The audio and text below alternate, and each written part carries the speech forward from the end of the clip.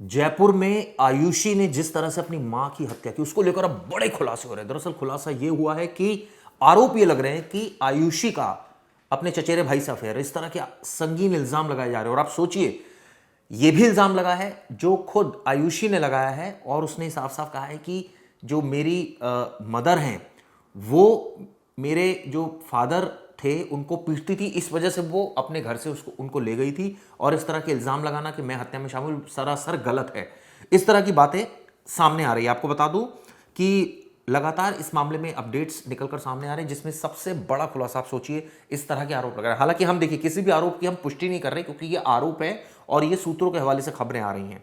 अब आपको बताता हूं, जो चचेरा भाई है बलराम वो फरार है। वो कहां पर है उसकी लोकेशन पुलिस को नहीं मिल रही। इस मामले में कई सारे आरोपियों को गिरफ्तारी हुई। 4 आरोपी तो भाड़े के किलर्स हैं, एक हेमंत, पांचवा छठा इसमें जो उनके ताऊ हैं और उनका बेटा 7वां आरोपी और 8वीं खुद आयुषी। आप सोचिए, एक बार मारने की प्लानिंग हुई तब वो सक्सेस नहीं हो पाए, उसके बाद दोबारा सेम एक्सीडेंट किया गया और उसके बाद वो सक्सेस हो गए।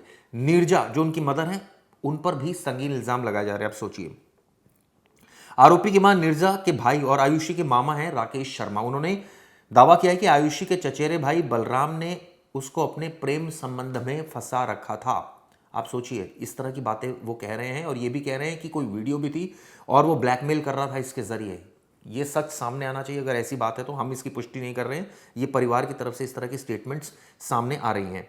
इसके अलावा आप सोचिए, और उन्होंने आगे क्या कहा। ये जो आरोप लगाए ये उनके मामा ने लगाया। आगे क्या कहा कि राकेश शर्मा ने आरोप लगाया कि अप्रैल 2025 में आयुषी ने अपने चचेरे भाई के साथ बीमार जो पिता हैं विजय शर्मा उनकी भी हत्या की थी। इस तरह के संगीन इल्जाम आप सोचिए लगाए गए और अभी फिलहाल वो हिरासत में। हम सबको पता है उसका इस पूरे मुद्दे पर, हालांकि उसने खुलकर कुछ नहीं बोला, सिर्फ एक छोटी सी उसने बाइट दी जिसमें उसने कहा कि वो पढ़ाई कर रही है। क्या कहना था आयुषी का, पहले ये सुनिए।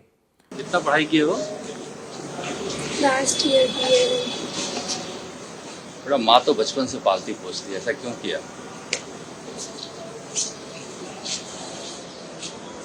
अफसोस है आपको? कितने दिन से कर रही थी प्लानिंग?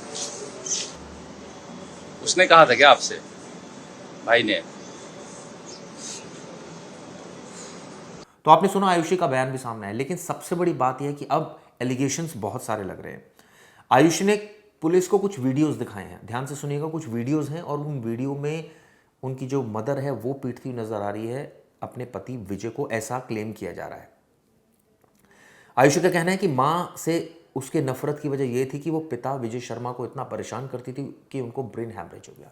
अब सच्चाई ये सामने आनी चाहिए कि क्या ये भी माजरा था, क्या इतनी नफरत थी, प्रॉपर्टी इशू था, ये इशू था, या जो सरकारी नौकरी जो मिली थी वो हथियाना चाहती थी आयुषी, ये मुद्दा था। ऐसे कई मुद्दे जो अभी अंडर इन्वेस्टिगेशन है। मां से पिता को बचाने के लिए उनको घर से लेकर गई थी, ये आयुषी का कहना है, वरना उसका कोई मन नहीं था घर से ले जाने का और इसलिए वो अलग अलग जगहों पर लेकर जा रही थी ताकि मां से पीछा छूट सके।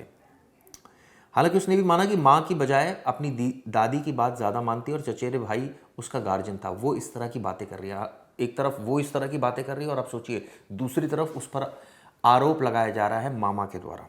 कौन सच और कौन झूठ बोल रहा है, इसका पर्दाफाश होना चाहिए, क्योंकि सबसे बड़ी बात यह है कि इस घटना में आयुषी शामिल है, उसने अपनी मदर की हत्या की है और ये कतई जस्टिफिकेशन नहीं हो सकता इस चीज़ का।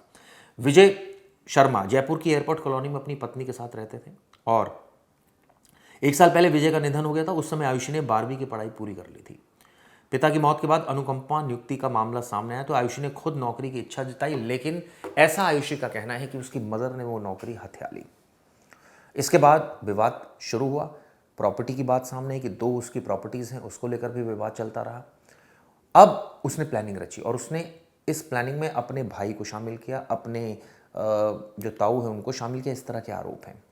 उसके बाद इस तरह से घटना को अंजाम दिया और आप सोचिए 5-5 करोड़ की 2 जो प्रॉपर्टीज़ है कहाँ कहाँ है वो बता दूं। एक है आगरा रोड स्थित 5 बीघा की ज़मीन है और भरतपुर की 4 बीघा की ज़मीन है। ये भी बात सामने आई। दरअसल ये पूरा मामला इसलिए खुला क्योंकि एक सीसीटीवी फुटेज पुलिस के हाथ लगी जिसमें देखा कि नीरजा एक कोने पर चल रही है, गाड़ी जानबूझकर मार के भागती है, उसके बाद कुछ लोग उसी समय स्कूटी पर सवार होकर भागते हैं। इस तरह की चीज़ें सामने। इसके बाद टोने टोटके का भी मामला सामने है, सीसीटीवी का भी मामला सामने है। लेकिन एक चीज़ इसमें जो बहुत ही क्लियर है वो ये है कि अगर ऐसी मुद्दा था कि नीरजा अपने पति को पीटती थी, तो बेटी ने क्या कभी शिकायत की पुलिस में? क्या सॉर्ट करने की कोशिश की, क्यों पीटती थी वो अपने पति को? अगर ये आरोप में दम है तो एक दूसरे पर अवैध संबंधों का आरोप जो लगाया जा रहा है, क्यों लगाया जा रहा है, इसमें कितनी सत्यता है, इसकी भी जांच होनी चाहिए। एक बेटी अपनी माँ से दूर होती जा रही है और अपने भाई को गार्जियन मानती है और उसके साथ मिलकर हत्याकांड को अंजाम देती है। ये जस्टिफिकेशन तो नहीं है, लेकिन वजह ज़रूर है, बहुत सारी वजह हैं जो अब खुल खुलकर सामने आ रही हैं।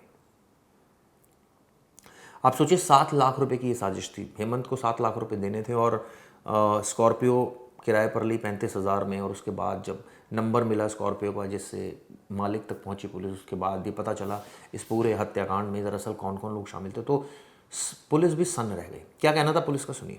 ये जिनका एक्सीडेंट में डेथ हुई है, इनके हस्बैंड पहले सरकारी नौकरी में थे और उनकी डेथ के बाद जब नौकरी अनुकंपा नियुक्ति की बात आई तो ये जो बेटी है जिनको अरेस्ट किया है, ये चाहती थी कि मैं ये नौकरी ले लूं, लेकिन मदर ने ये नौकरी खुद ले ली और खुद नौकरी करने लग गई। तो इसलिए एक तो दिमाग में बेटी के ये आया कि ये नौकरी मुझे नहीं मिली और इस नौकरी को मैं ही लेके रहूंगी। दूसरा, जो इनका परिवार इन्वॉल्व था, जो मृतका थी, इनके जेठ और उसका बेटा, तो इनकी 5 बीघा जमीन जो एक्सीडेंट में जिनकी डेथ हुई है, 5 बीघा जमीन इनकी आगरा हाईवे पे बड़ी अच्छी लोकेशन पे है। तो उनके मन में ये लालच आया कि इस जमीन को वो लोग ले लें, इसलिए तो ये इन्होंने प्लान किया। दूसरी चीज कि ये चूंकि एक्सीडेंट ही बताया गया था, सूचना भी एक्सीडेंट की आई थी और प्रथम दृष्टया एक्सीडेंट ही लग रहा था, लेकिन उसके बाद जब मौका देखा घटना स्थल पे, तो मौके में एक फुटेज में ये इंसिडेंट मिल गया हमें, जो किसी के घर लगा हुआ था सीसीटीवी, और उसको देखने से ये बिल्कुल क्लियर हो गया कि ये एक्सीडेंट नहीं है, क्योंकि उस वक्त और कोई गाड़ी नहीं गुजर रही थी। काफी चौड़ी सड़क थी, महिला बिल्कुल एक तरफ चल रही थी और पीछे से गाड़ी बहुत ओवर स्पीड में आकर के उसको टक्कर मारी, जिससे साफ क्लियर था कि ये इंटेंशनली टक्कर मारी गई है। इस चीज को लेकर के फिर हम आगे बढ़े। इन्होंने प्लान कैसे किया सर? इन्होंने प्लान तो इनकी कई दिनों से प्लानिंग चल रही थी।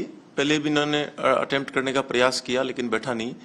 तब इन तीनों ने मिलके, ये जेठ मोहनलाल, जेठ का लड़का बलराम और मृतका की बेटी आयुषी, इन तीनों ने प्लान किया कि भाई इसको कहीं एक्सीडेंट में करके एक्सीडेंट का रूप दे दिया जाए।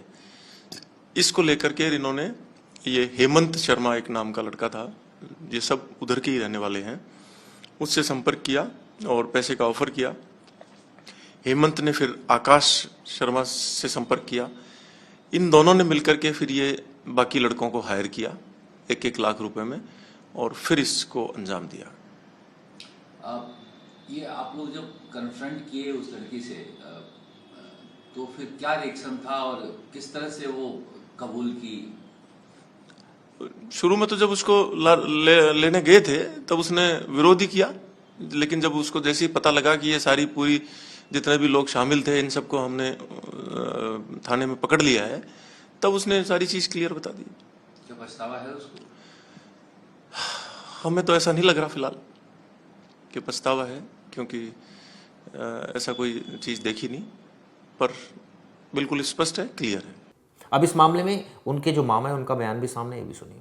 सर, मेरा डीसीपी मैडम रजिता शर्मा से मैंने निवेदन किया है कि अभी जो वर्तमान में जो मुख्य अभियुक्त बलराम शर्मा अभी पकड़ से बाहर है और जो नोटों की सुपारी दी गई है उन नोटों की रिकवरी अभी तक नहीं की गई है।